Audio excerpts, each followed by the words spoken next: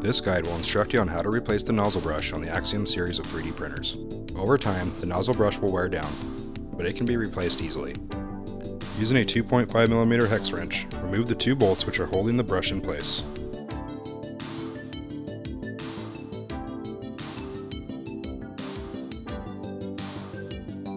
Remove the old brush. Place the bolts into the new brush and screw them in until the ends of the bolts protrude slightly from the bottom. This will make installing the new brush easier. Insert the brush and tighten down both bolts.